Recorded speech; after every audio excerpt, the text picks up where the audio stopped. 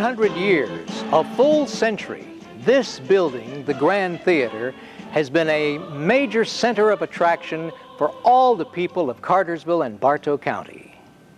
From its humble beginnings in the upper floors of the Exchange Hotel near the corner of Market and Wall Streets, when it was first known as the Greenwood Theater, through its transition as the Grand Opera House and finally the Grand Theater, this building has provided a home for the performing arts, both live and on film. Starting out as a vaudeville house that later showed silent movies, it reached its zenith in the late 20s, 30s, 40s, 50s, 60s, and well into the 70s as a classic premier movie house for our community. We honor and salute those 100 years of family entertainment as we dedicate the following oral histories of the recollections and memories that made the Grand so very grand. In January of 1910, Mr. J.W. Smith of Atlanta announced that he would soon be constructing a new opera house at the corner of Wall Street and Market Streets in downtown Cartersville, Georgia, in the old Exchange Hotel. In November of that year, the Greenwood Theater, later renamed the Grand Theater, was opened. Performances at the new opera house included live shows such as orchestra concerts and plays by community theater groups. Also featured were silent moving pictures, and there was a different show each night. Often, Miss Marilou Munford, a local pianist, accompanied the movies since the first motion pictures were played with no audio. These were also known as silent movies. On November 15th of 1923, tragedy struck when a fire broke out in the stable located adjacent to the opera house. The entire block was destroyed, including the theater. The theater was rebuilt on a smaller scale using some of the outer walls of the building, which were still standing, and it reopened in 1924. The new building was constructed in the Beaux Arts style, complete with plaster relief carvings, stained glass skylights, and terrazzo flooring. It was this year that it began to bear the name the Grand Theater. And I was 5 years old, and we used to come to the Grand Theater on Saturdays and a lot of days of the week too, when they had a movie change. But the first movie that I saw here, I think, was Snow White, and when I was 5 years old. And then my parents wouldn't let me come alone until I was about 7, maybe a little 7 or 8. And then we'd come on Saturdays to spend the day, actually. We'd come at 1 o'clock, and for 15 cents we'd get in, and usually we had a quarter. So we had a nickel for a bag of popcorn, and then we had a nickel for cherry Coke later on at Sewell's drugstore after the movie was over. And so you had to get here early, though, because you had to get into the balcony and get the good seats in the balcony. And then for 15 cents, we would get 2 Westerns, a newsreel, a cereal, and a cartoon. The first time that I remember coming to a movie with my parents was in 1946. And the movie was My Darling Clementine. And that's the first movie that I could ever remember seeing. In 1945 or 47, my parents took me to the Grand Theater, and it was a live stage show with Smiley Burnett. And we all went out back, and they were making pictures with him. And of course, back then we thought that was really something big. We got our picture made with a Western movie star, even though he was a sidekick. And all the kids in the neighborhood on Cherokee Avenue, which was Market Street then, used to come to the movie on every Saturday without fail for 10 cents. And we would wear our cowboy outfits and our the cowgirls and cowboy outfits with the guns and holsters and everything, and we would sit on the very front row and watch the movie. And there was always a cowboy movie and always a serial, which was Flash Gordon. And some days they had a stage show even, which sometimes was rather risque. Back then they had, it would be a cowboy movie. And at that time too, they would have a serial that would be continued next Saturday, and you had to come back to find out what happened to this person that fell in a big hole or a train was going to run over him or whatever. They also had a cartoon that at that time we thought that was big. The ones that I can remember was being Popeye and Tom and Jerry. And they also had a newsreel that was shown every Saturday. And what I remember most of about it was things about the World War II. At that time, which was, it cost 14 cents to get in the Grand for 12 and under. And if you was above, it was a little more. And what we would have a quarter that our parents gave us. And so that after we paid our 14 cents, that would leave us a penny to buy a pack of Kits. And then we would have 2 nickels to buy a Coca-Cola and popcorn or a candy bar. And that took all of the quarter. I can remember when they went up to 21 cents, and we just thought that was awful. And that only left us 4 cents because we were still just getting a quarter. I can't remember exactly what the price was, but it was between 15 and 25 cents. But that was quite a bit of money back then. There was a Western star called Lash LaRue, and he was one that did everything with a big bull whip. He would have somebody to hold a Coca-Cola, and he would take that whip and take the top off of it. So we just, thought that was something big. Also remember being a live stage Red Ryder and Little Beaver, and they would be on stage up there, and then they would, when they had their movies, it would start off, and they would come out of a book. They would show a big book, then Red Ryder and Little Beaver would come out of it. They was one of our real popular ones that we enjoyed. I also remember having those movie star Western named Sunset Carson. I got to talking to someone about coming down and being a ticket taker. And they said, why don't you come down and put in an application? I did, and I was about 14 years old, and I got the job. And I'm so glad because I sure did enjoy it. And I remember seeing all kind of people coming and going. And as the years went by, we had some wonderful times. We worked 6 days a week. And on Sunday, we closed. And, of course, Robert Applin and his crew, Robert looked after the cleaning and the black section. And he had great friends that came in and out.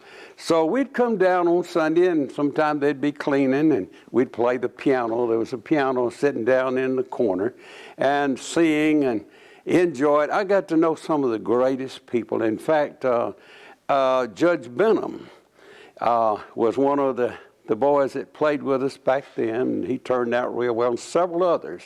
The cowboy movies that we would see, and Ronald Reagan, Gene Autry, Roy Rogers, and all of a sudden they said Gene Autry and Smiley Burnett is coming to put on a show here. So they did, and they came and put on a show, and it was full of people, and they came and went, and we enjoyed that so much. I had my picture took with Smiley Burnett when I was just a boy. And so as we went along, I remember the Nashville Star, Kitty Wells and her brother and husband, Johnny and Jack, came down and put on a wonderful show. And there were so many others that would come from time to time, put on special show. But the movies that came, I'd climb the highest mountain. And some of the great movies that you can name that came over a period of time, and Gone with the Wind. And I got to show all of those and enjoy them and see the people that came and went. So I remember when Bonnie and Clyde, the movie came out, and it was a horrible movie about so many people had gotten killed, but we were excited because they were bringing their car. And they brought it on a trailer and parked it out front. And I walked out, and it was just full of bullet holes. Of course, there's 243 bullet holes. The FBI meant to kill them. Of course, they were killers, and so they had to. And so I was looking it over and amazed that it had just become a junk. It had rained on it so much, and of course, the windows and out and everything. But the one thing that intrigued me that I've only been able to tell a few people, I was looking it over so close because I liked old cars, and I got down and I looked up under the dash way back in there, and in the corner there was still an awful lot of blood still in there on the floor. Now, over the years, I'm sure it rained and washed all that out, but it hadn't got it yet. And Terry, this guy came over about a year ago, and he said, you have a picture of the theater? I said, no, I don't have one. He said, I thought you'd like this. And he handed me one that was probably 49, 50, or 51 along in there, and it was Earl Flynn and somebody showing in something. And I said, oh, I appreciate this so much. And I said, you know who put the letters up? He said, who? And I said, me. Every time at night when they changed the movies, I would climb the big ladder and put the aluminum letters up on that big marquee that went all the way out to the edge of the street. The bicycles were all along. I could still see it, and those were wonderful days. I guess Gone with the Wind stands out the most in my mind, other than Westerns. But when we came on Saturday, it was always Westerns, and you might have a double feature, you know. Because around here there wasn't anything else to do but go to the movies. That's it. And we did have live shows that would come through. We had a guy that came here, you know, they were traveling through, and he had a bear. And he had a chain on it, and he would get on stage with the bear, and he would offer anyone $10 that could wrestle the bear to the floor. So you had breaks between the shows, and he brought the bear out, and of course we were all fascinated, and we went outside, and he had the bear on a chain. And of course a lot of guys hung around, you know, that didn't work here. And one big fella, he was around here a lot, called Cooney Andrews. And so he was admiring the bear out there, and there was several of us around. And I don't know who did it. Maybe I did, I don't know for sure. But one of us pushed Cooney into the bear, and he got excited. He put a hammer lock around his head, and down he went with the bear. And the man said, get the guy off my bear, he's going to kill him. And we got Cooney off. And we said, give him the $10. The guy reneged. He said, I won't do it. He didn't do it on the stage. And we said, give him the $10 or else. So he shelled out the $10 to him. And we had what we'd call scary shows. We rigged up wires all up in here and everything, you know, for ghosts to go through. Another big thing to us back in at Christmas, you could buy a book, and it was called A Book of Happiness. And it gave you discounts, tickets to come to the movie. And my friend would buy and give me one for Christmas, and I'd buy one and give him one. But we all thought that was real big to have a book where you could come to the movie and get in free. So I could remember we would sit on the first row down there. And then later on, when we got a little older, we would sit in the balcony with our girlfriends. I remember in early high school, which would have been around 1953, 52, if two friends at high school were taking up tickets, Jackie Allred or Lamar Klein, we could get in free. And that was a big deal back then. I also remember when it was in the mid-50s is when the Grand had announced they were going to open on Sunday.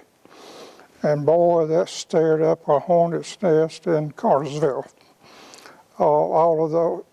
Most of all of the churches, you know, they've had ads in the paper and was trying to keep it from happening.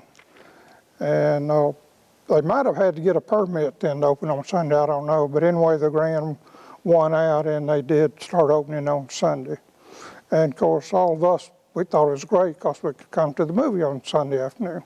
When I was growing up, I had a nurse. We call them nannies now, I guess, but I had a nurse who was black, and at this theater they had two entrances. one for black and one for white. It was segregated at that time. And so she used to bring me to the movie, and we'd go up the black stairs, which to the side of the main entrance, and we'd get up there, and after we got up there, she would lift me over so that I could sit with my friends and watch the movie. And nowadays we don't do that. The theater's not segregated, which I'm glad of. And the segregated, you said that division right up there before you get to the booth, that's where they sat. And they had a stairwell coming in on that side. We used to come on Saturday to the movie, my sister and I guess both my sisters, but I remember the oldest one more. And we'd get to the movie, and I'd get there every Saturday, and I'd say, "Oh, I left my money." And she'd say, "Oh, I have to pay." So she would pay, and we'd get into the movie, and we'd watch the Western movie and the serials and the advertisements and everything. And then I'd say, "Okay, it's time to go." And she'd say, "I paid for you to get in this movie, and we're going to sit here and see it again." So I'd have to sit there and watch it again because she paid. I left my money at home. But it's a great place. Another thing that I remember, I would have been around 10 years old, and to go to the restroom, you had to go down in a hole in the basement down there. And I'm telling you, when you got down there, it was some big age boys that we thought were real mean boys, and they were all smoking. And you couldn't wait to get out of there. It was scary. And you just couldn't believe how smoky it was back then. Now, you couldn't smoke in the Grand Theater except in that restroom down there, and it was probably one of the only buildings in town that you couldn't. It was the first building that I can ever remember coming to that was air conditioned.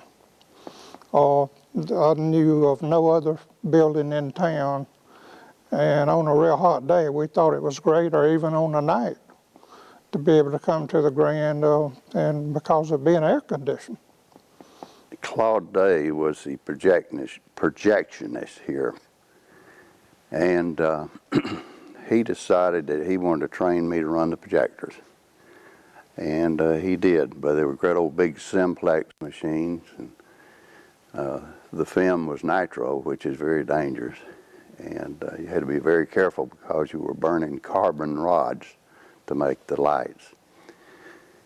So I became a relief operator for him, and was trained to do that. And shortly thereafter, someone here in Cartersville, I think they were from Cartersville, built the Legion Theater.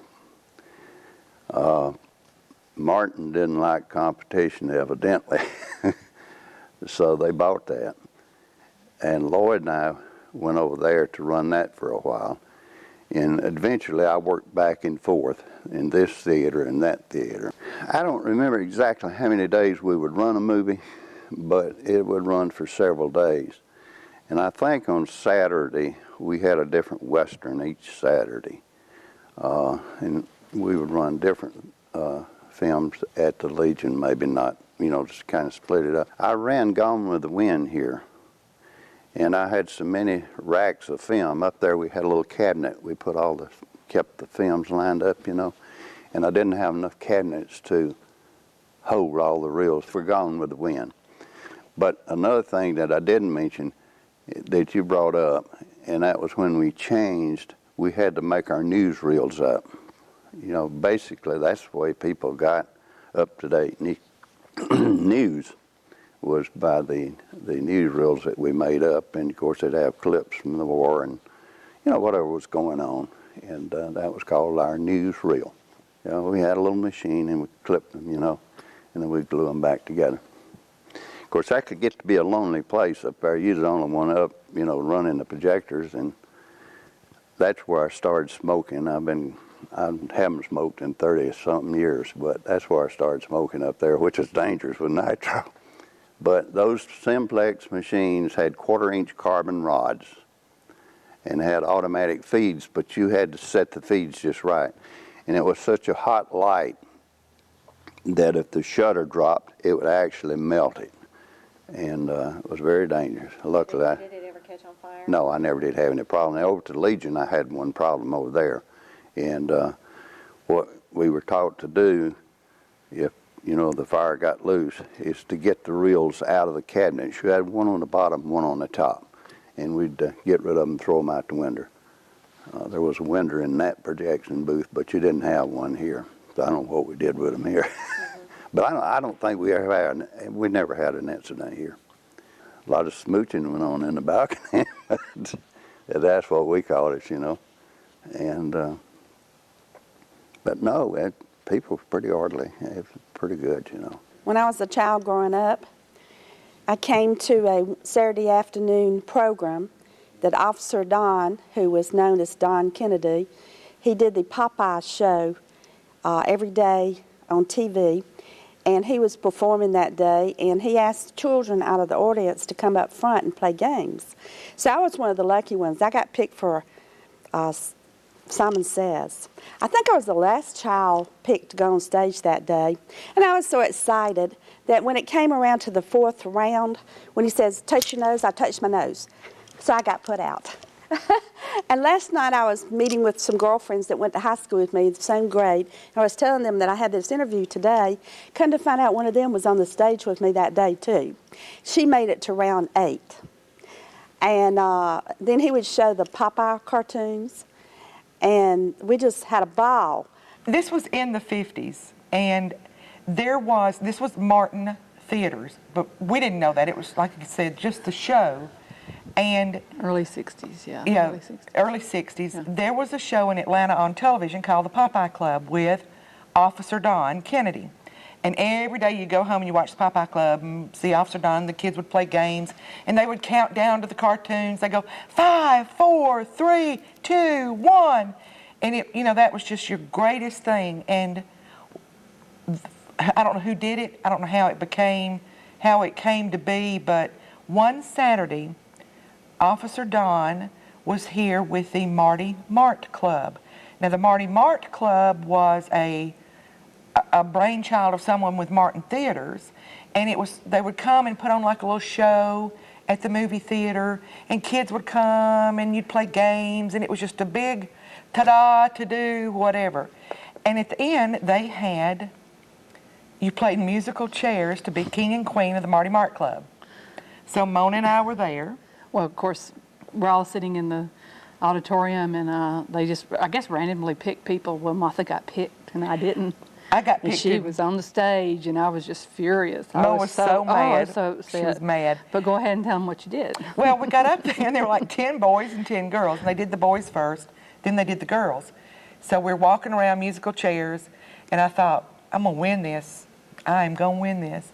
And got down, and it was me and a little girl with a broken arm. She was already injured, so I knew I had her. I mean, I thought, she'll be a pushover. So we're going round and round and round and round. All of a sudden, the music stops, and I knocked her. And I'm sure and I don't remember her name, but she probably still hates my guts to this day. But anyway, I was queen of the Marty Mart Club.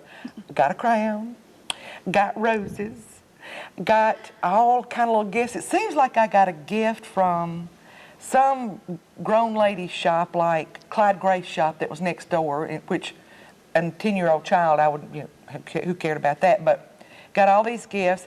Plus, I got to ride home in a limousine, which was, if I'm not mistaken, like a DeSoto or a Chrysler Imperial, and I was just it. So we're going home up Douglas Street, and Mona was walking home, and we go by her, and bless her heart, I think I stuck my tongue out at her, and she wouldn't ride. To offer me a ride. I was just so mad I ran. I think I ran home. And also another memory I had is, as a child, we would come on Saturdays, and they would have a triple matinee here, the movies. For $1.25, you could come in and pay 10 cents admission to see a triple feature. Your Coke was a nickel, and it was in the dark, heavy green bottle. And your popcorn was 10 cents, and it was this huge skinny bag. And we would love it. Parents would bring it the whole place would be packed, and then they would come pick the kids up, and it'd be nothing but wall-to-wall kids. I had 3 brothers, and we used to come to the ground and we ride our bicycles here. We park our bicycles outside and just lay them, lean them up against the wall and lay them on the ground. And our little dog Scotty would come with us and wait for us until we got out. And but it cost 14 cents to get in the Grand back in those days. And the old Legion Theater, a lot of times we went there because it was only 9 cents.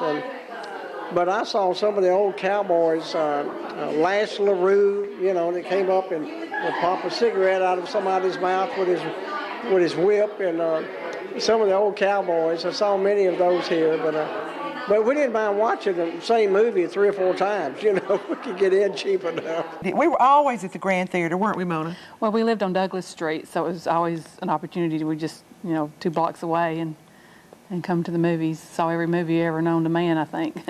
every movie every there Saturday ever was. We were here. After you played in the mornings, then you go to the movie. I remember in school getting out to come see the 10 Commandments and Gone with the Wind. But horror movies, The Blob, oh dear Lord, it scared us to death. Horror movies were just a big thing. Well, I remember coming and seeing, what is it, a wide It's a mad world. And I don't know how old I was, and it had an intermission. Well, I left. It was such a crazy movie. Over. I didn't know if it was over or not. And movies really didn't have ratings back then. And I remember seeing Imitation of Life, which was a very adult movie. And I was just like, I didn't know what was going on about it. I say adult by standards then. But, just everything. Anything Saturday they had, we didn't care what it was. Yeah, it was a movie. Yeah.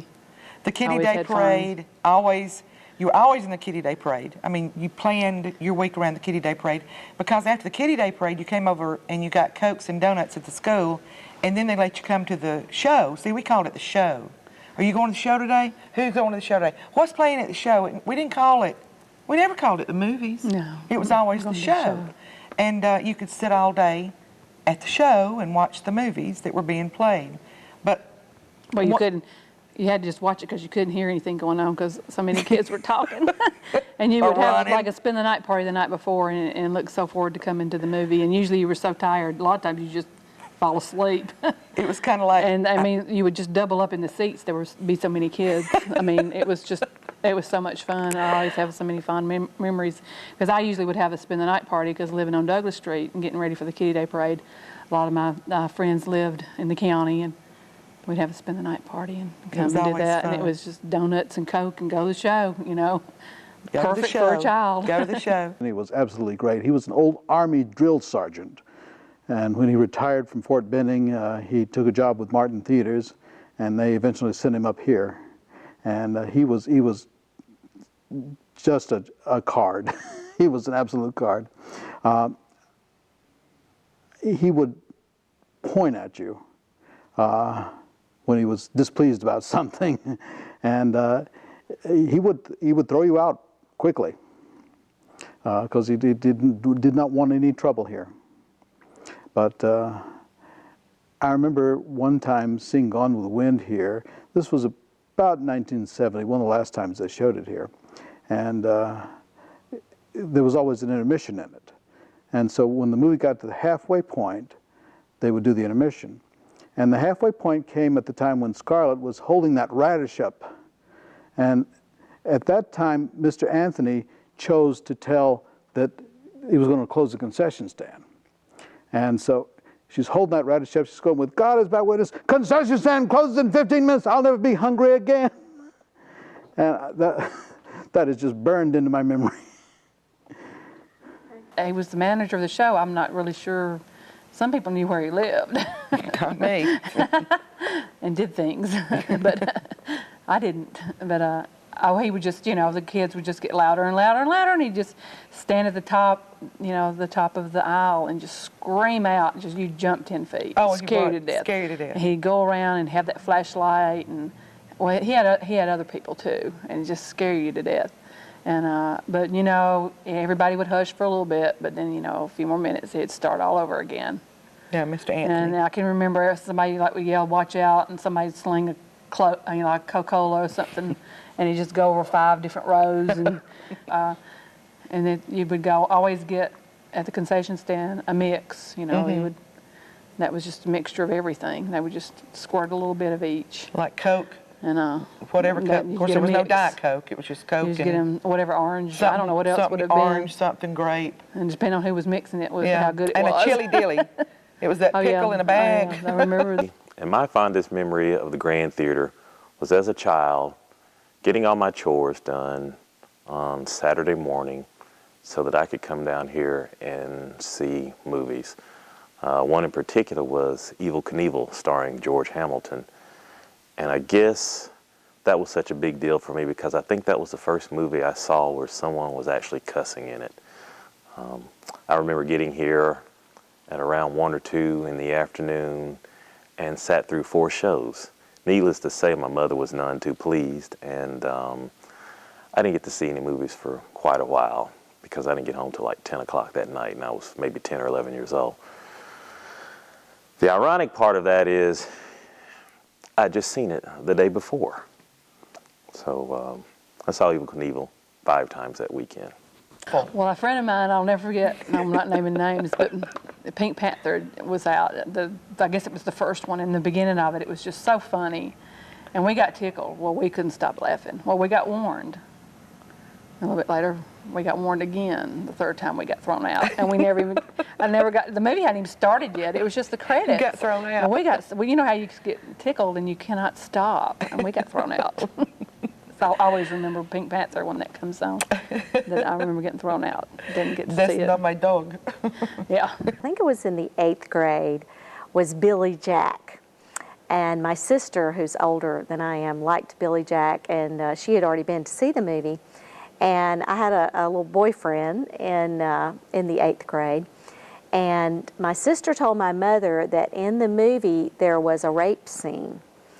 And so in order for me and my boyfriend to get to come to see this, we had to go with my sister and his sister.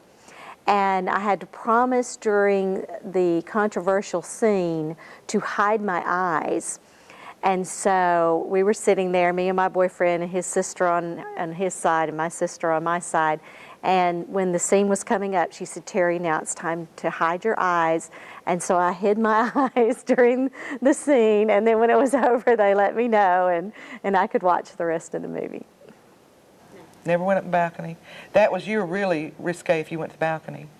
You know, that was heavy makeout up there, but no, always down there. Usually about the center section, a little towards the back, if not the back row. So all the girlfriend and boyfriends were on the back row. Well, my fondest is my first kiss. Right up there in the balcony, back there in the back. But this was the picture show. Nana makes fun of me for calling it that, but this was the picture show when I was a child. And if you wanted to come to the movies, this is where you came. We had the foyer was quite different then, you know. You went in one side and out the other, and there was seemed like the Martins' name was connected to it then, and then they later went on with the drive-in. We had a drive-in here in town at that time too. But this was the place everybody came. You could walk. You know, back in those days, you could leave your home, or I did as a kid. I'd leave on my bicycle and come to town and stay gone all day long. Mom would say, be home in time for supper. And you'd spend the entire day here. And this was the main attraction, you know, was to come to the Grand and catch a movie. I'm from a large family, and we're from Kingston, so a visit to the movie was a rare treat. I remember coming to the Grand Theater as a child, maybe about 5 or 6 years old, with my Uncle Floyd and my Uncle Perry to see Chitty Chitty Bang Bang, and also to see the Jungle Book story. And of course, with any child, dancing bears and flying nannies, that's all very special. And I think I was even dressed up, maybe in a dress and tights, and it was a very special occasion, or 2 special occasions.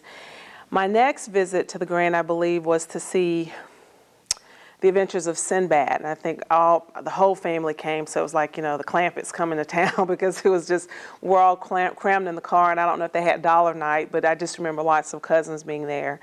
And then maybe as a middle schooler, I came to see Superfly with a friend, so I really have about 4 memories of coming to the Grand to see movies. It just wasn't something we got to do a lot. I went to junior high over at Summer Hill, and our 7th grade class, all of us, were brought to the Grand Theater to see Gone with the Wind.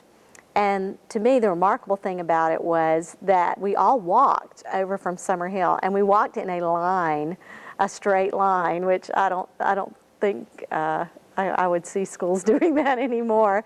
But we trekked all the way down here and saw the movie, and I think that's when the Grand Theater really came on my radar screen.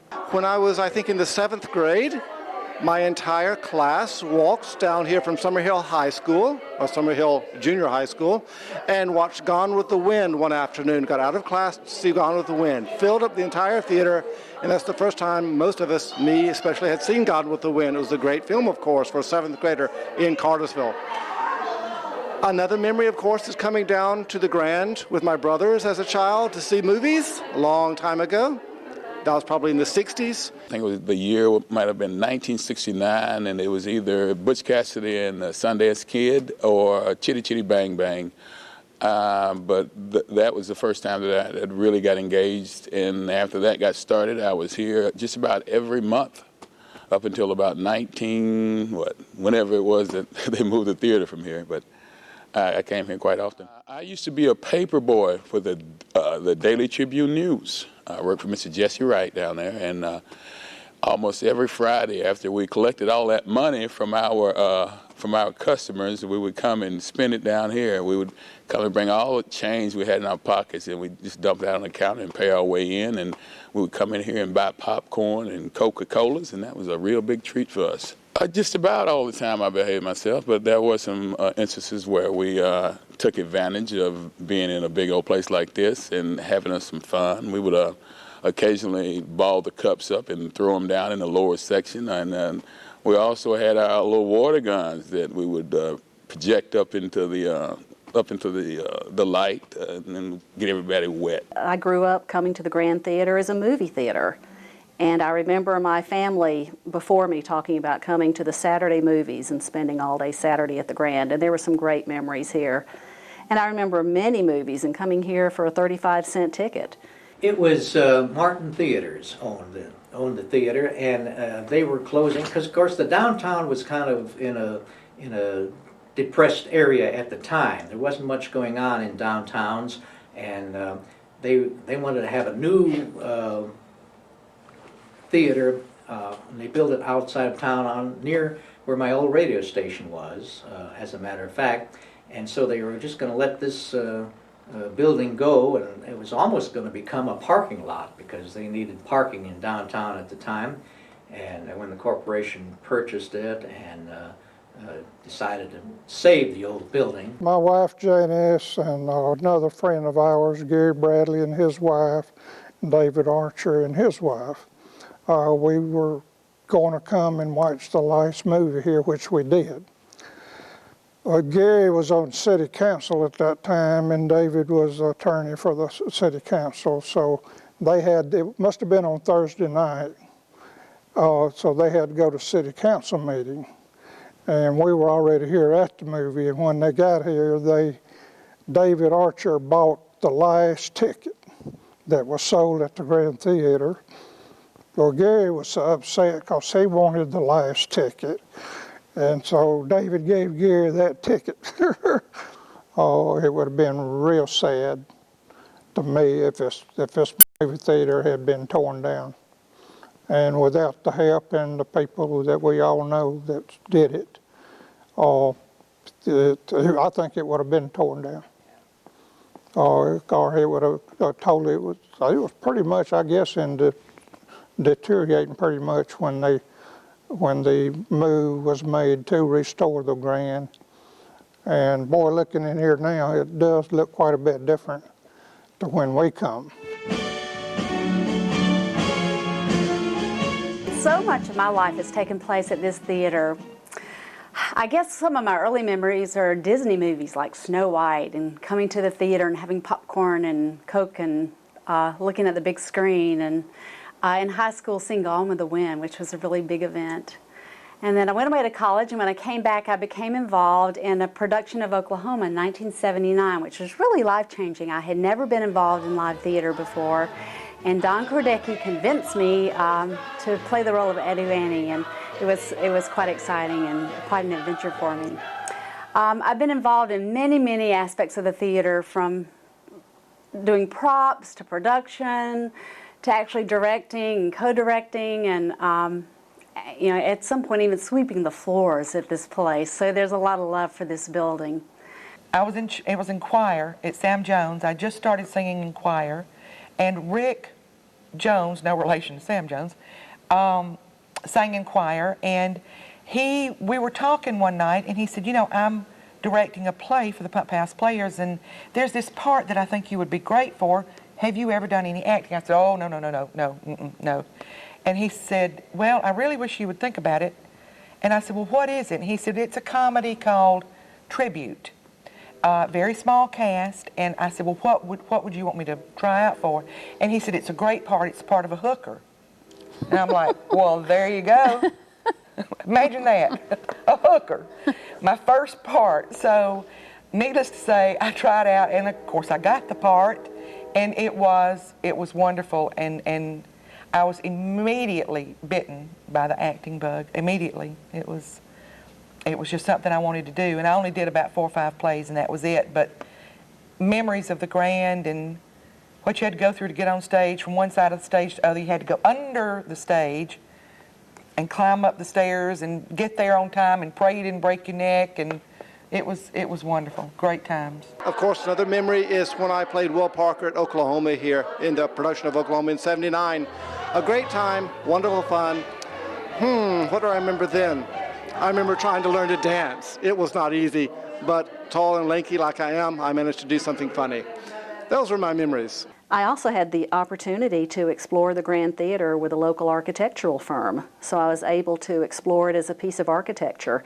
And I remember hanging off the roof trying to measure the balusters up top. And I also managed to cut myself on the stained glass windows that are still, I think, hopefully buried up in the rafters.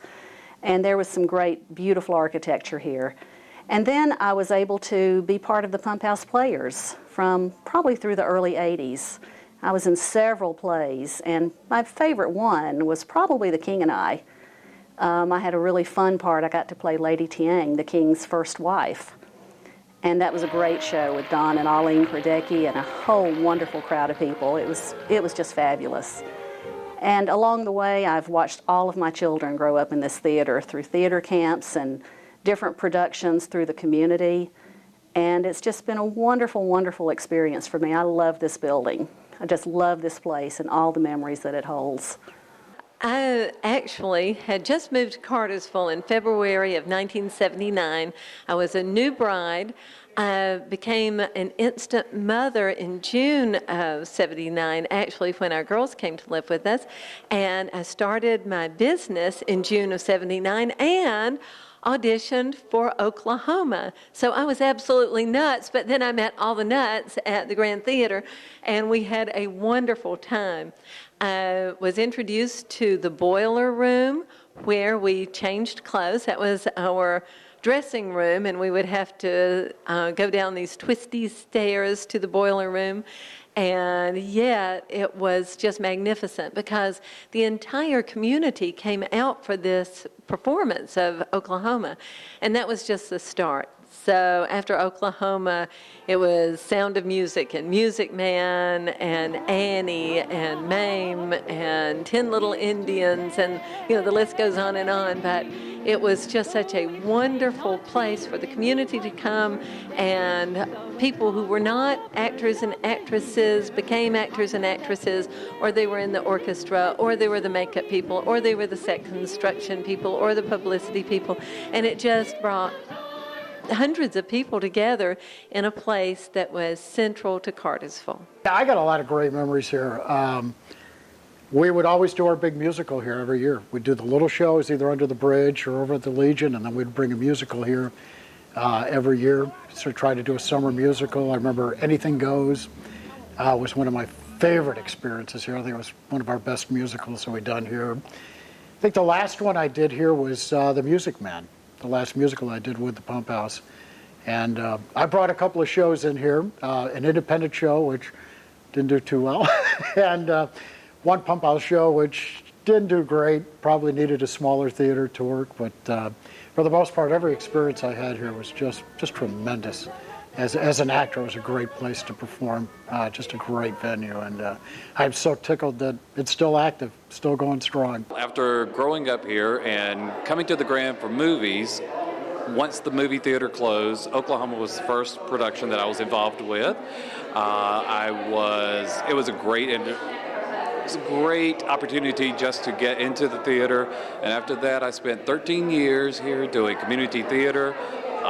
Enjoyed it, working with Don Kordecki, a lot of other people that I've grown to love, and now that I'm back in Atlanta and close enough to home, hopefully I can get back up here more often and experience the Grand in its new and exciting way. In 1981, we did a show called Barry and Susan Sing Broadway at the Grand, and it was to help save the Grand because at that time it was there was a chance that it might be demolished, and so we did a two-person show, and it was a lot of fun.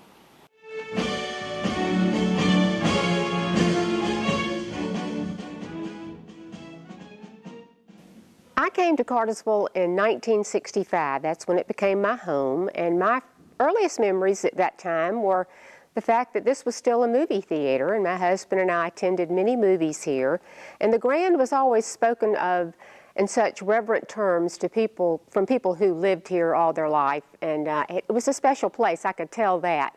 And I loved it when I walked in and saw that marvelous balcony and the stage, and coming to the movies here was something that I'm so glad I got to experience. It was a wonderful time.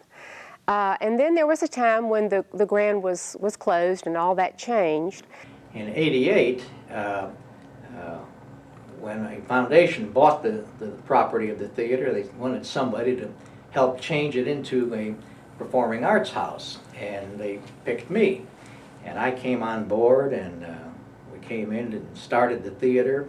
We tore out the old stage, tore out the old proscenium wall, which went in at an angle, and made it straightened out. We raised the roof. We put new air conditioning units in. I had to tell them they couldn't put the air conditioning units on the stage, and they said, well, we got all this room. I said, yeah, but you're not going to have all that room. We have to move it. So actually we moved those things about 3 times before we got them put where they're supposed to be. And then same thing, we had a problem with the electricians, who were very good, but they wanted to run all the conduit up and over the top. And I said, well, you got to run all the way to the top of the ceiling, which is 35, 40 feet up. And they said, why that high? I said, because I'm going to have curtains moving up and down in there. And you don't realize it, but we've got to have all this fly system, as we call it, that raises all the scenery and curtains up and down. We've got to have room for that to move. So they finally did that. And then I was told that them that they had to strengthen the floor. And they said, oh no, this floor is heavy. We've got 16-inch floor joists down there. You could drive a truck on this stage. I said, I'm not worried about the floor collapsing, but actually the stage can be pulled up by the fly system because you've got all the weight pulling down on it and pulling up on that one side of the stage. And they finally realized I was right, and we had to put braces underneath the stage to keep the stage from falling up. Theater's a strange situation. And then the theater productions they got into were absolutely unbelievable. Eat Your Heart Out Broadway. We saw things like Oklahoma, The Sound of Music, The Nutcracker, which is an annual production every year we have here. Directors Denise Archer and Don Kordecki these were not amateurs. It was just a well thought out, well produced, organized entertainment for our community, and well attended. People really responded to those wonderful cultural activities. I was involved with a television program for Channel 4 for a long time. My friend Cheryl Kennedy worked with me for years and produced this show with me. And we were very fortunate down the road to produce our show here on the grand stage. I'm not sure whose idea that was. I want to give Lee Berger credit for that. If it was his idea, it was a grand idea, because it was such a wonderful place to have the show taped. We had one of the local furniture companies put a set for us. They provided a sofa, and to make it very cozy, the curtain was pulled back. It was the whole stage that we had access to.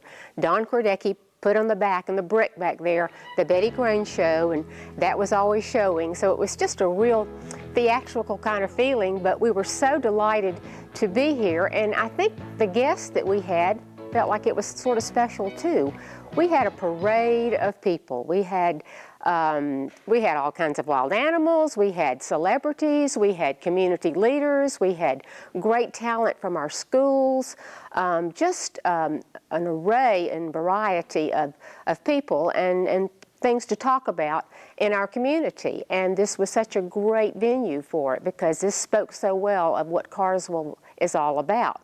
So those were great times. One particular standout, I remember, of course, George and John Lynn Bew came to Cartersville, started the Grand Theater Opera Company, which I think was just phenomenal for a town this size. We had many an opera singer on the stage to promote the Grand Opera Company and whatever production they were doing that particular month.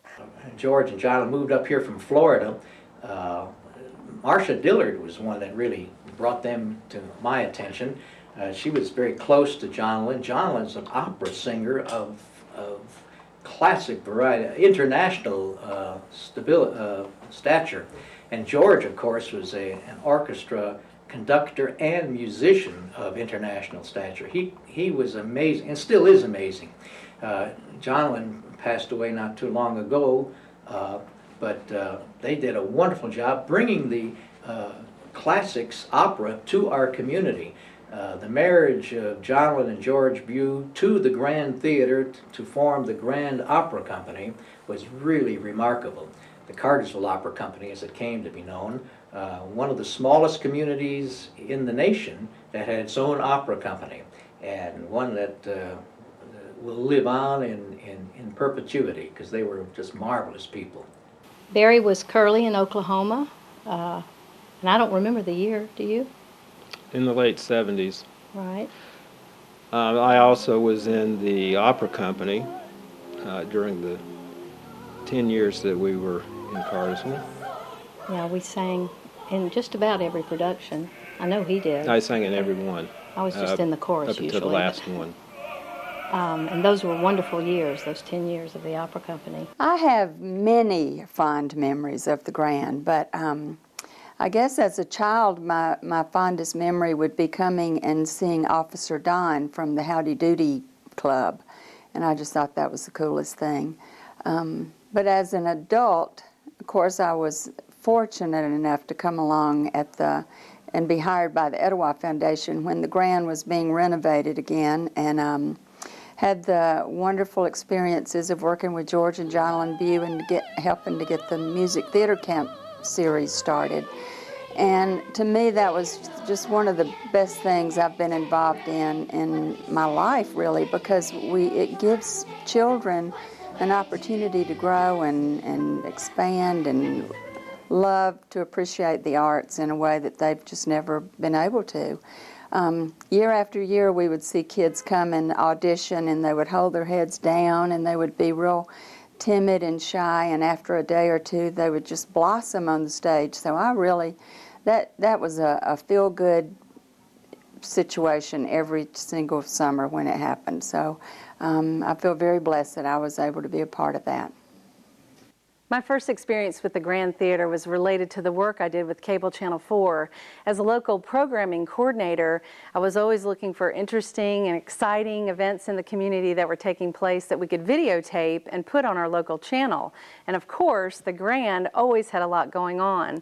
Even during the years of renovation, as we were working on the Betty Crane show, we followed the progress of the renovation with interviews with Don Kordecki and shots of the Grand as it was getting all the work done to it. So that was a really neat time, and it was fun to put that on the air and have people watch the progress of the Grand as it was going along. And then of course there were just plays, musicals, recitals, the Grand Theater Opera Company, Every Child's a Star, the Senior Shenanigans. All those events we were able to come videotape and put on our local station, and people just loved it because they could watch their friends and family on stage. We also did our own programming that we produce, for example, the political forums, a couple Habitat for Humanity telethons, and numerous other events. I started working with Channel 4 in the 1980s.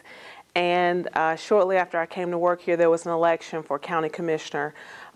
Commissioner Frank Moore died, so they were going to have a special election, and the candidates were on the stage. And I couldn't believe that I was going to be on stage asking these people questions, and it was exhilarating, scary, everything you can imagine, all balled up into one. The fact that I was able to participate, that my questions mattered, and people were paying attention. And then also, I got compliments after that, and it was my first appearance on the Grand Theater stage that I can remember. And so subsequently I participated in lots of forums, and I think the thing that makes the most impressions on me on those forums is that regardless of your politics, your party affiliation, I truly believe that all the candidates who were on stage, they were presenting the best that they had for this community, and I think it's just the spirit of wanting to better this community. First, I'm going to tell you my unfondest memory. I'm not an actor.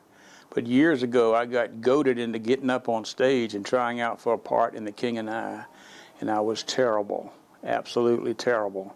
But my fondest memories of the Grand Theater, for years I worked as stage manager for both the Pump House Players and the Cartersville Opera Company, and we had some great times, and I enjoyed working backstage. And I worked with Don Kordecki and Lucky Olaki, and a little bit with Ben and with George and John Lynn Bew, but I enjoyed being in the Grand.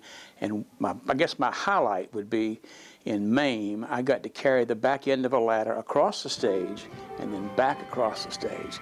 And that was my only time ever being in a production at the Grand Theater on stage. And an interesting thing happened along the way to me personally.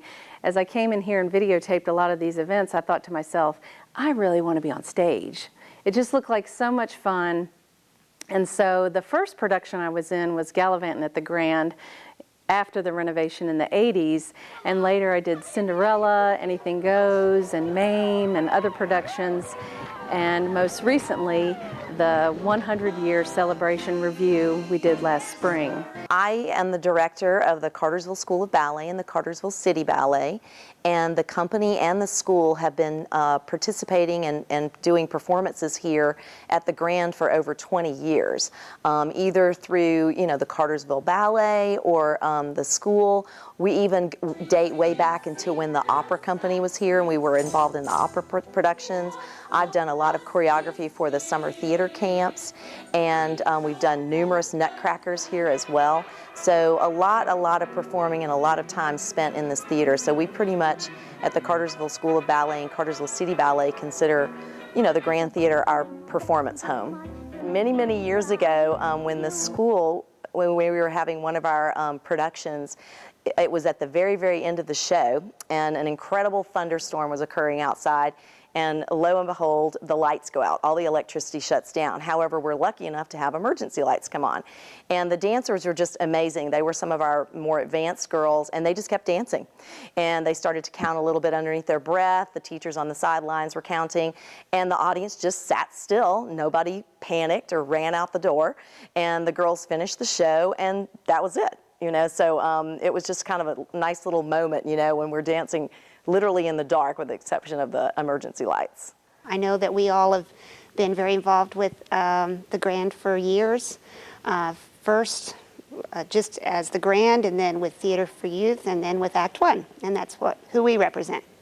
I remember before it was reconditioned, and we were excited then. We just thought it was wonderful to have this place to do the plays, and then after it was redone, it was just amazing how wonderful that was. And the kids, no matter where we do our plays, whether we go into a church or we do it at another auditorium or the high school, this is where they want to be. This is where they want to do the plays.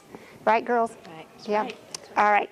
And one of the memories, I think well, there's several memories. One is when we were doing Sound of Music, and one of the young men was supposed to be a Nazi guy, and he comes running through the aisles shouting things. Well, I didn't know what he was shouting. Well, it happens to be that my son-in-law's grandmother was here, who is from Germany, and she was like, oh, that was very, authentic. He was cursing in German, and I didn't know it. Obviously, that would not have been something I would have approved, but after it was all said and done, it was entertaining for her anyway, And, of course, that's what she felt about the Nazis, too, because she lived through that whole experience. Another thing, we may be the only people who have completely sold out the Grand 3 nights in a row. Oversold. Actually, we oversold. Yeah, don't. Yeah, we don't like to talk about that because there was a little mix-up in the ticket printing, so we don't want to, brag about that. But we had a waiting list. We had people waiting in the foyer. We had people crying because they didn't get in to see High School Musical, believe it or not.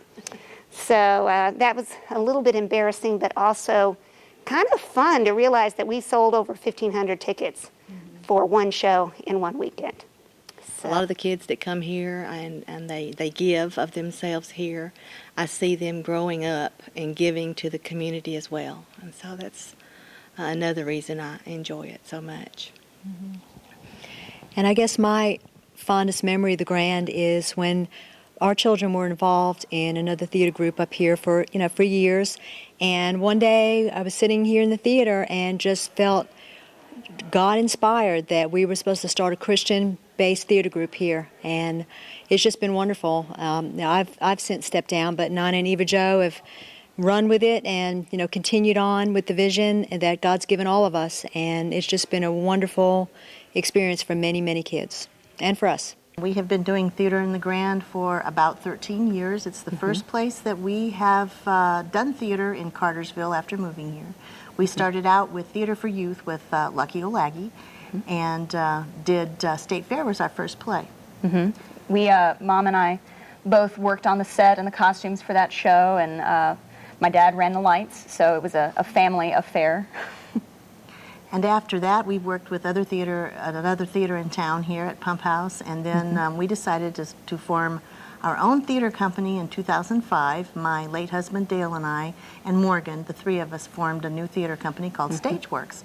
And all of our shows have been done in the Grand. So the Grand's a special place for us because we feel like this is our home right now. And I've recently, within the last year, started working here on the technical staff. So it's been interesting to be in on it from that perspective, not just as part of a group that rents the space or has worked on the stage, but as someone who sees the groups come in and out. It's fun to see all of the people who are so involved in so many different areas that use the space. You'll see kids that come in and they're in the summer camps here, and they're in the dance shows, and they're in productions put on by other groups that rent the space. So it's nice to see how much one person can use this space. And it with other people coming in, it also enables us then to make new theater friends that will come and do theater with us. And it's just one huge family. The kids grow up. Morgan started out when she was a sophomore or junior in high school being here, and now she's way past that. And we watch the kids grow up. The little ones are always a lot of fun to work with. And we have been enjoying working here. A lot of fun times have happened. Most of the fun stuff that the audience never knows about goes on behind stage, and that's what that's what makes it a lot of fun. Is the things that we can. It's magic. you never know if a show's going to come together until that last week, and it's like the theater sprite sprinkles fairy dust. And the show happens, and if it doesn't, the audience hopefully never knows, and we have a great time backstage doing it. The Grand has seemed like our family for quite some time now, and we're very proud to be part of it. What can I say about the Grand? I started here volunteering, and that's when Bob from across the street was running the Grand Theater. None of this beautiful stuff was here yet. And he came over to me one day and he says, "Lucky you can't work here like this." And I go, "Wow!" And he says, "We're going to have to put you on payroll." So I've been on payroll ever since. I first started becoming involved with the Grand is when I saw the first children's production. And they weren't really children, it was from the Grand's summer camp. And these were teenagers. But they did the Amazing Technicolor, yeah. Joseph and the Amazing Technicolor Coat. And I was so impressed with the job that these kids did in such a short time. And then I worked backstage, helping with makeup, painting sets and stuff that had to go on. And I just really, really got involved with it. Then when we started doing our theater group, was kind of after my accident. And the Grand was so good to us. They let us do our auditions there on this stage. They allowed us to do all the rehearsals there, and of course all the performances. And I'm not sure that everybody understands, but that meant so much to the kids because they were in real live theater. And I guess that kind of surprised them. But the Grand really allowed us to do that. And they've been so good to us all along. And I've been so happy to see how they've evolved. We're looking around at the kids around here that didn't have very much to do, and what there was for children was costing them too much. So we decided that we'd start a group doing musicals for kids, and it worked out pretty well. We've had as many as 164 children come out for one play, and we've had as little as 20 come out for a play. But we built on it, from the beginning, and we had our mission statement, which said that we would turn no children away and not charge any of them for fear that if one child didn't do it because they didn't have the money, it wouldn't be fair. So that's how we went broke. Well, when we did Beauty and the Beast, we had several children in there that were autistic and had other problems. And we had one little boy in particular, 3 years old. He was just the rowdiest little thing going. But his older brother was in the cast, so he wanted to be in it. So we decided to make him the footstool. And he came out every night and did his part absolutely beautiful. And he had the audience laughing when he scurried across stage. We were so proud of him. Of course, they kept saying he was still a little hellion when he was off stage. But when he was on stage, he did his job and he did it perfect.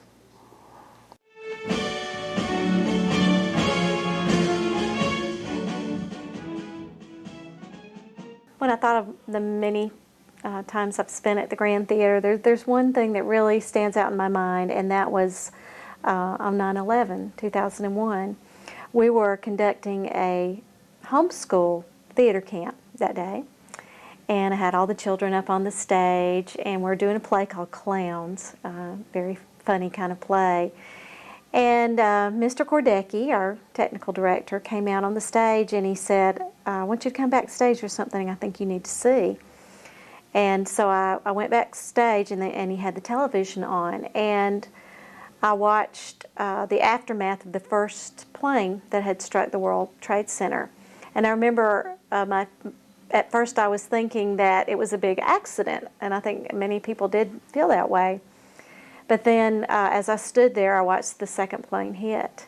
And so many things go through your mind when you see something like that. But I realized that I had 30 children there with me, and it was my responsibility to take care of them. So I went back out on the stage, and we just kept going that day. I didn't tell the children anything. And I knew that their parents were glad that they were in a safe place with people they trusted, and when they picked them up, they could break the news themselves.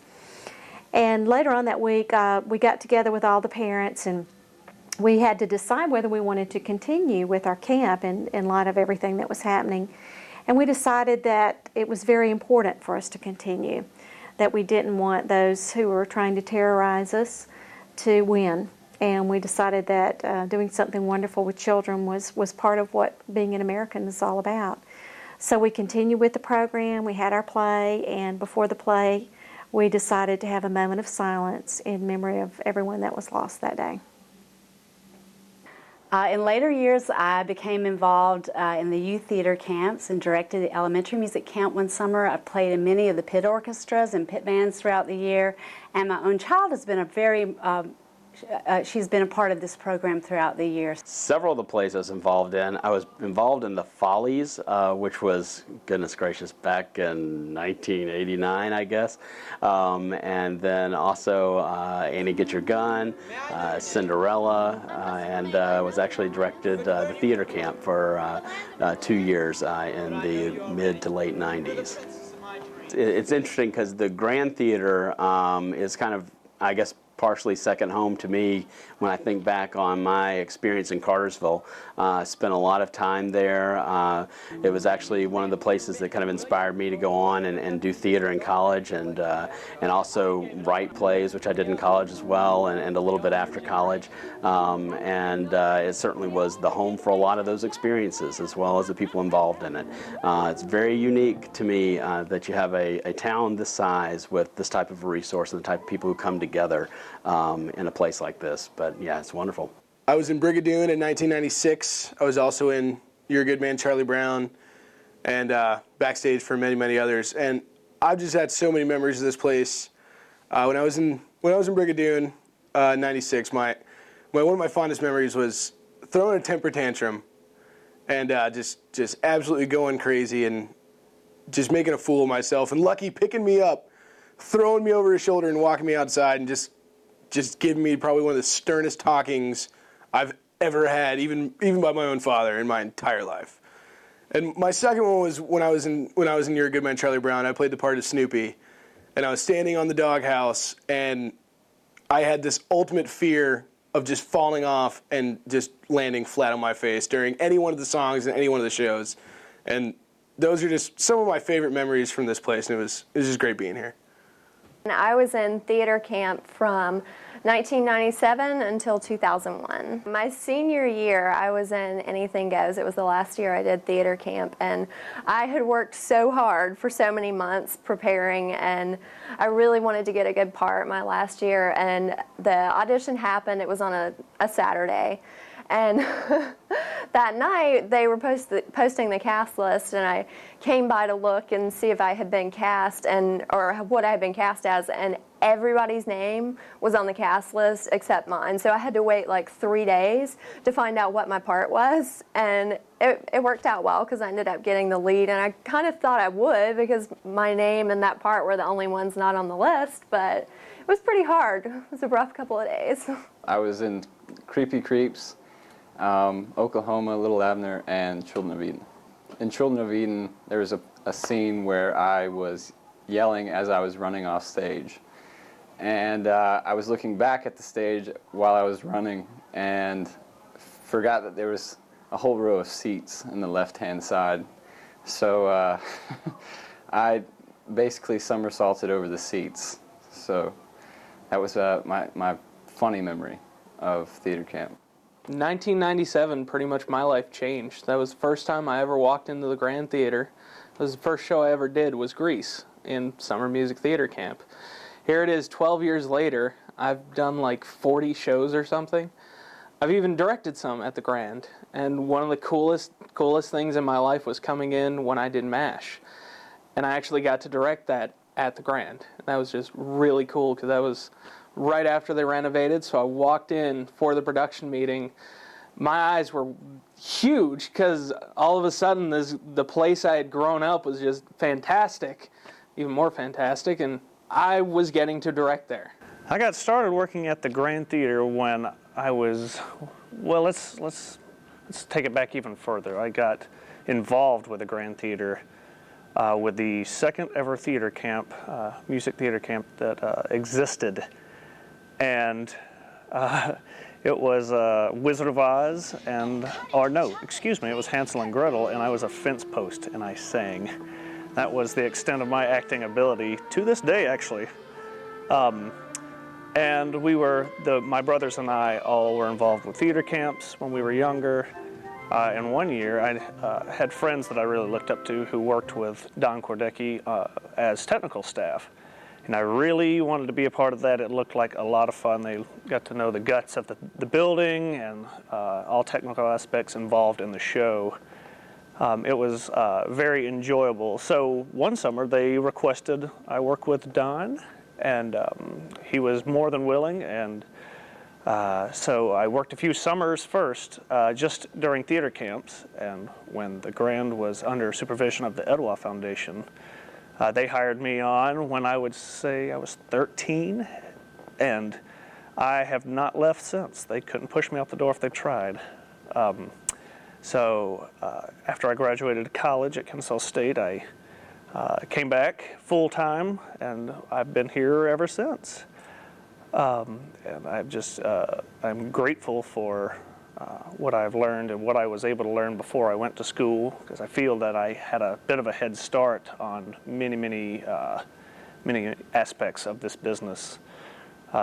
So I'm forever indebted to those who taught me. Claire Seed was with the senior friends at Cartersville Medical Center. And I think she spoke with Don about starting some acting with the seniors. So we all got together and came down and started our skits. And at that time, we did long plays from Carol Burnett. And we had about 6 skits. And at that time, we were a little younger, and we could remember those skits sometimes. But the more mistakes we made, seems like the audience loved it. And so we got along well. And as we grew older, we have started doing just little short acts. And now sometimes we have from 18 to 20. As she said, there was a long play. And one of the contestants in the play, or what do you call it, participants, she forgot a line. So rather than say the line, she kept saying, "It's a tragedy. It's a tragedy." And stayed that about 4 or 5 times. And finally, they remember what the line was and they come on stage. And it's easy to forget when you get to be 76. The thing about the skits and all that we have on stage here, it involves so many senior people, and it gives them an out. So I think the Grand Theater has been wonderful to get seniors involved at this time in their life. And we have thoroughly enjoyed it, like Ken said, from maybe 1993 until this day.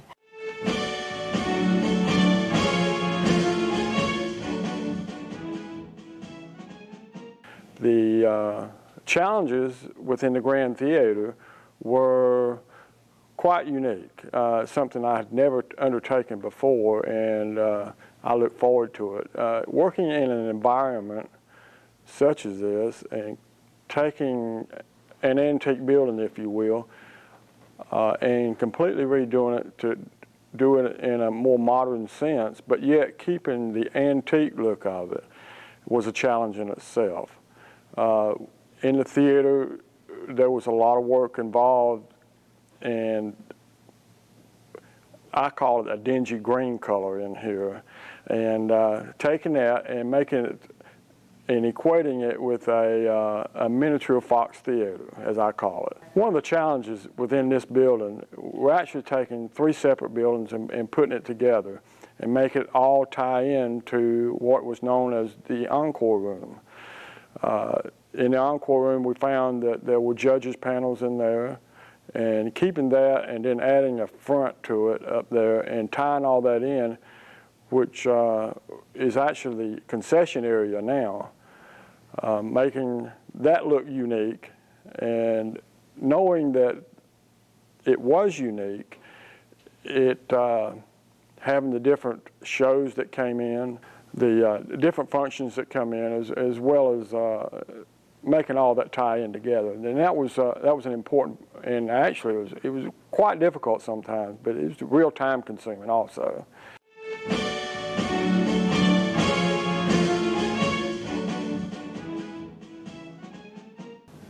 We knew that our centennial was approaching in the year 2010, and so we began to make plans about what to do for a celebration for that 100 years of entertainment.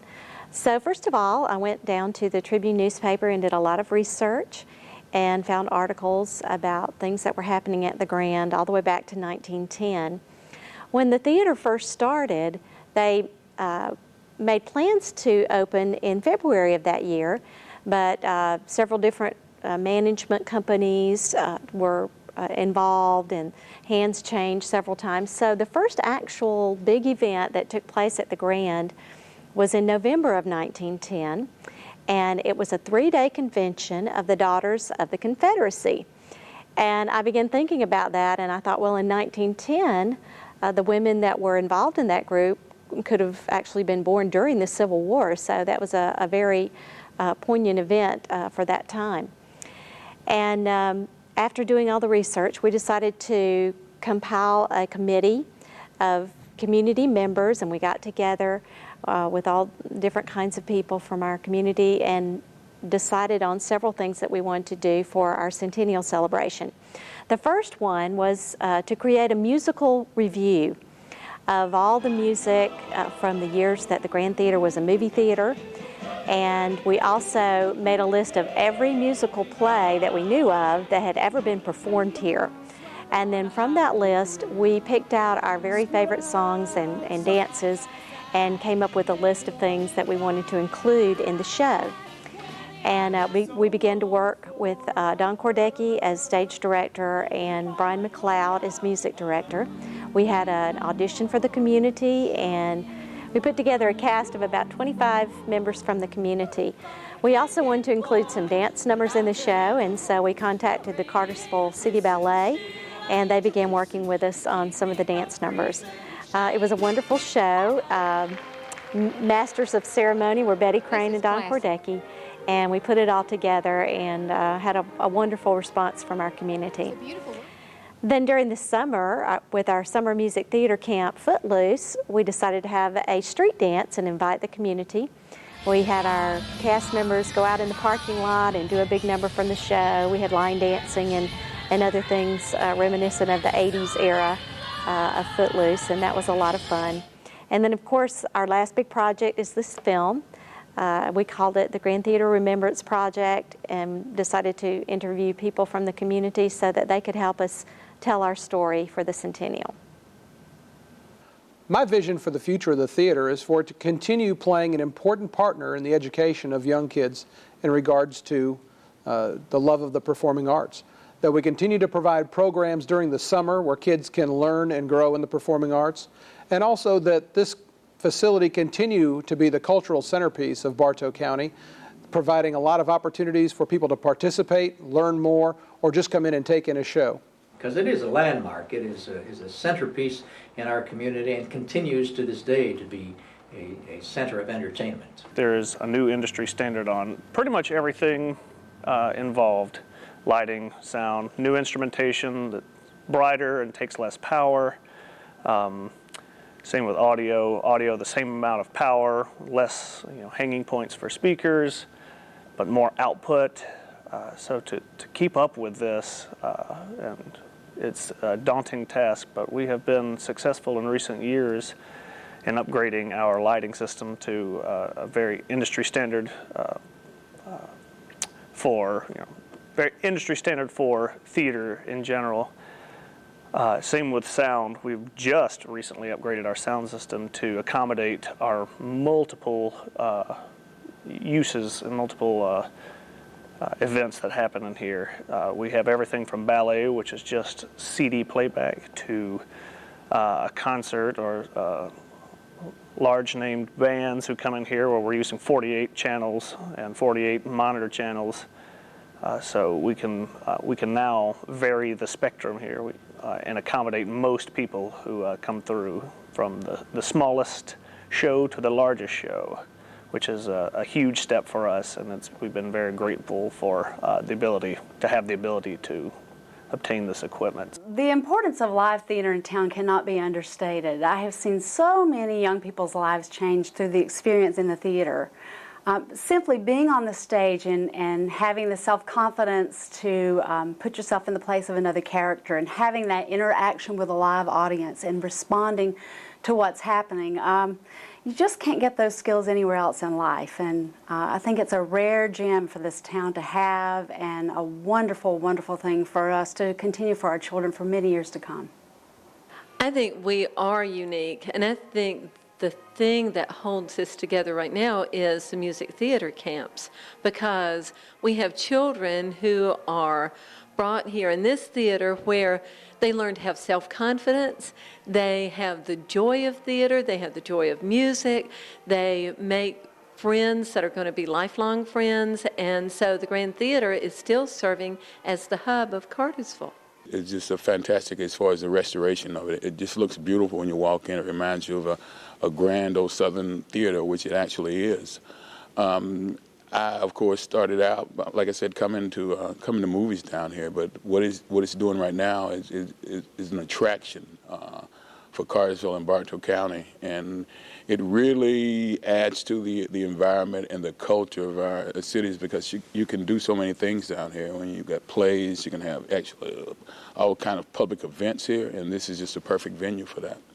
I love being a volunteer for the Grand Theater. Most of all, we have met so many friends that we did not know.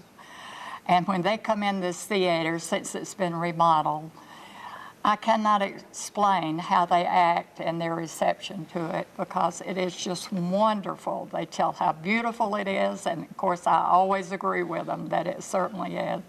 And we take up tickets, and that's the main thing that Ken and I do at the door.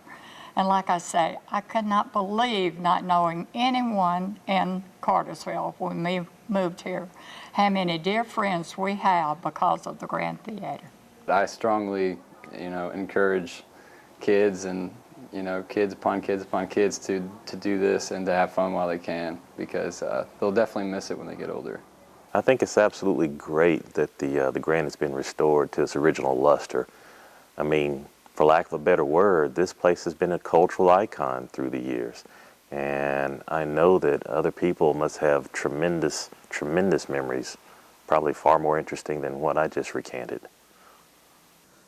I think it's very important for a town, a city, in fact, country for that matter, to have places of cultural interest. And especially for me, I think live theater, both spoken theater and musical theater, is very, very important, and also a place where musical shows can be produced also, because there is a lot of technology in the world now where you can get recordings of almost anything you want, computers and so forth, but it cannot take the place, regardless of how good it is, how good the performers are, what type of music or the television shows or whatever. It cannot take the place of live theater. Mm-hmm. There's no way it can do that, and it's very important for children especially to have that type of experience while they're young, and they grow up with it, and it stays with them all their lives. One of the things that I enjoy most about it is just the feel of the theater, especially since it got some TLC after the renovation. I've worked in several theaters now, and not all of them feel that welcoming, and not just in the sense of the staff and the people to work with, but the feel of the building itself. And the Grand has this feeling of history, that it's a well-used, well-loved building. And it's a great place if you have to stay late and work on a set. That's one of my favorite things to do, is to stay after hours, after summer camp or after rehearsal, and paint sets in here, because it's got this feeling like there's magic here that's happened before, that there's history here, and that there will continue to be history here as long as the people continue to care about this space and use it like they do. Right, and the ghost light for me has special meaning, because that's theater shows past theater people that have worked here, keeping an eye on all of us who are still doing this here, and I believe it. And that ghost light is out every night after I finish here, for sure. That's one of my favorite fables, I guess, of the theater, is the ghost light, and I love it the best. I'll always remember this place. It still brings me chills when I walk in here and see how beautiful it is now. It's been through many hard times and many great times, and it will always be a tribute to this town. I will love it dearly, and I will never forget the Betty Crane show on the Grand Theater. Great fun, great memories. It's just the heart of the city, just like the courthouse is the heart. The Grand, I mean, what would it be? What would Cartersville be without the Grand? It's like coming in off I-75, and you see the gold dome of the courthouse, you see the high school, you come through town, and there's the Grand. And everybody has some special memory of the Grand. Something happy, joyous, fun, whatever. Everybody has a memory. You don't have that with other places, but here, it's just a special place. I think for the little community of Cartersville to have a jewel like the Grand Theater is amazing. It's a tremendous gift to the community. It has changed over the years, of course. It's had several facelifts and several renovation projects that have been pretty major, and every time it just gets better and better. It's really helped bring the arts in our community alive and help the arts to prosper, I think. The first live production I remember ever seeing was in Atlanta, and it was Othello with Paul Winfield, and it was amazing. I thought, man, this is better than television. I went home and told my mom, and she said, well, that's hard to believe with all the special effects that television has to offer, that the live performance, but it was. And so I love theater, and any opportunity I get to attend a play, I do, and I want to share that with my children, and I have been able to bring them to the Christmas orchestra or symphony performances, a couple of the children's performances. One of my sons has been in a performance, and I just think this is wonderful that this is so close to home that you're able to come in. And believe it or not, people often stop by and they say, can I look into the Grand? And often they do come in. And I was thinking recently about how tough it is to be an actor and just how much competition. But the people who started on the Grand Theater stage, they must have a certain confidence because it is so accessible to them. And I've heard some of the people who put on the production say, we always try to find a place for these people, for these kids, because it's such an important resource. And it has to be such a boost of confidence to know, well, I had Terri Cox or I had Don Cordecki there cheering me on. And as you go into these larger arenas, that you take that confidence with you. So I think on all fronts, whether you come to view a production, whether you come to stage a production, whether you just want to just come in and just soak in this history, that it's amazing that it's all here for us and in such a grand style. The Grand has been such a huge part of my life. I did theater camp for so many years, and I didn't end up doing theater as a career, but it taught me so much. And to have the Grand Theater with the Pump House Players and with theater camp and all the other community events here, it's just an absolute jewel to have in the community because it just enriches everybody's lives so much. And I hope it continues that way for a really long time. The Grand Theater is just such a charming place. I mean, it definitely has, it makes you want to come downtown, have a little dinner, and come see a show. It's a very intimate atmosphere. I like the size of the theater, that it seats 500 people, not 1,000. So you feel like the performers feel like they can see the audience and be a part of, the audience is a part of the experience as well. And it's just such a wonderful thing to have this performance space that we are able to use numerous times throughout the year. Well, my family's from here, so I have my father's memories of this place. I grew up listening to him talk about it. And then I have my own memories, and then all of my children have memories here. And I hope my grandchildren and great-grandchildren will also. I think it's a fine thing that's been done here. I hope that the renovations they've done this time will last a long, long time. And, you know, I think it's just a wonderful place for people to come and have fellowship and enjoy one another. I just hope it continues. Congratulations, the Grand Theater, and reaching the milestone of 100 years. Here's to another 100 years. Happy birthday. It is with great pleasure that I congratulate the Grand Theater on 100 years. Congratulations to the Grand. It's a great place. Happy 100 years, Grand Theater. Happy 100 years. I think this is just absolutely wonderful that you've done this, and many, many more, many hundreds more years. Happy 100th birthday, Grand Theater. Yay! Happy birthday, Grand Theater. Happy 100th birthday, Grand Theater. Here's to another 100 years.